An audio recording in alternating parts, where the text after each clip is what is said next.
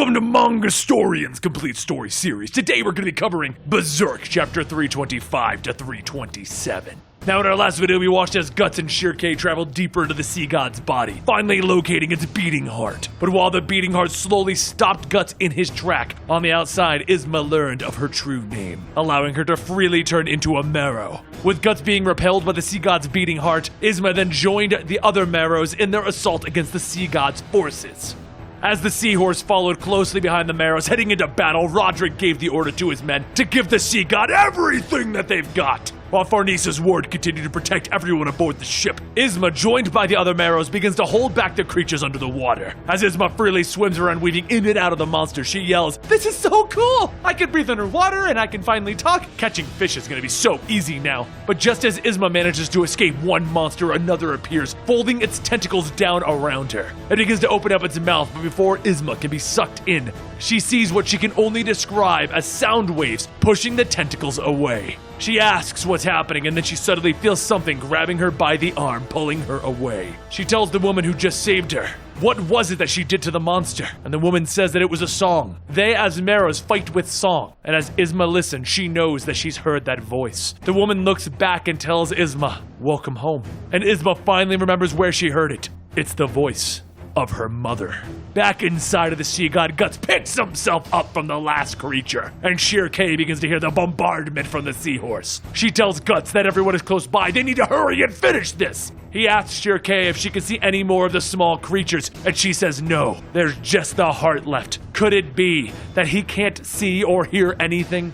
The sea god's heart begins to beat again, and the sound hits Guts, forcing him to the ground. He struggles to get back up, but he says that he doesn't know how to fight this. And she yells that he's dealt with all the small fish. All that remains is to deal the final blow to the heart. But Shirkei knows, even with the Berserker armor, that there is no way that Guts can withstand the sound attack. He gets up laughing, telling her, "This should be easy, but I'm gonna need some directions though." He starts to make his way towards the heart, and as another beat goes off, he stops and begins to cough up blood. He tries to continue, but the sound beats down onto him, forcing him to his knees. She shouts that he needs to be careful, and Guts tells her that it's okay. The sea god knows that he's coming for him. Then the heart begins to beat louder and faster, and the pressure hits Guts, knocking him down onto his back. He begins to pant, trying to recover enough strength to stand back up, but his body is completely numb. What is he supposed to do now? Suddenly, it all stops. Shirkei looks around asking, what is the sound? Is it singing? And outside, the marrows surround the sea god's body, and together they begin to sing. And right in the middle of it is Izma and her mother singing as loud as they can.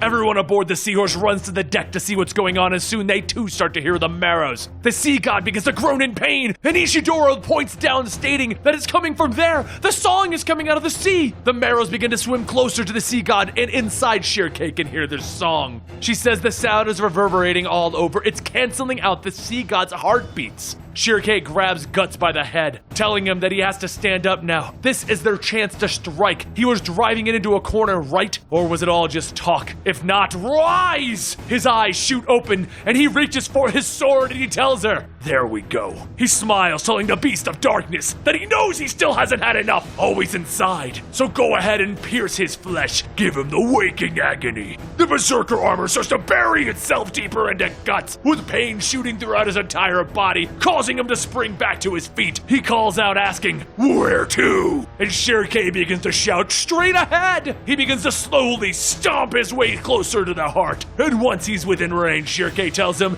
"Now!" He holds the sword over his head, and once it's in position, he swings it down, carving a hole into the sea god's heart. She yells that he did it, and just as she does, the blood from the heart begins to pour out, sweeping Guts off his feet and bringing him deeper into the body. Outside of the sea god, it begins to vomit up the ships that it's eaten, spewing them all around the seahorse. And everyone asks, "Did we do it?" And as they watch the sea god's body begin to sink, they realize they've won.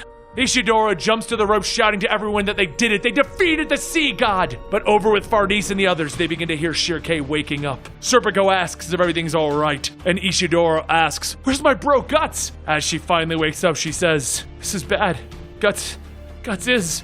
Once the feeling in her feet returns, she pushes herself towards the rails of the ship, yelling that they have to get closer. Guts is still inside! Ishidora says, it shouldn't matter, right? Guts killed the thing, there's no problem. But Shirkei tells him, no, Guts is still inside, wounded all over. His ability to even move is strained. Once the blood washed over them, she was dislodged out of his mind. If they don't find him soon, he's going to die. Serpico looks out and says that Guts could be anywhere out there. And then a voice tells him, he's not. Everyone looks down and sees Izma swimming up, stating, hey, we did it, we beat the sea god. And Izma's mother continues stating that currently there are no signs of anyone but themselves close to the sea god. Serpico then says, I don't believe that we've been properly introduced. And Izma starts laughing, telling everyone, this is my mother! Izma's mother says, first, everyone aboard the ship that has fought with them. She offers her heartfelt thanks. Secondly, she couldn't help but overhear their conversation. If they assume that their friend is still alive, he's likely still inside of the sea god. They will do their best to locate him, but now that the sea god's blood is pouring into the water, predators will start to swarm the entire area to feed on the corpse. Roderick tells his deckhands to get the boat ready, and Izma's mother tells them, of course, they will lend their aid. Defeating the sea god was their dearest wish, and because of their assistance, allow the Marrow to help. Izma then yells, yeah, leave it to them. But once everyone on the ship scrambles to get things ready to leave, the little boy that Casca's been holding watches over, stating nothing. Back inside of the sea god, Guts slowly opens up his eye, and all he can see is darkness. He grabs his sword, leaning up, and he smacks it into the sea god's fleshy insides, and he says, yeah, I'm still inside. He tries calling out to Shirkei telepathically, but he gets no answer. He takes his sword, pushing it into the sea god's body. However, once the skin is pierced, the blood pours in, filling the small cavern that Guts was in. The blood fills up, submerging Guts, and the darkness begins to fade, turning to light. And in that light is the small being that he saw before that helped him when Shirkei wasn't there to peel him away from the darkness. The being points, and Guts hears a voice stating, this way?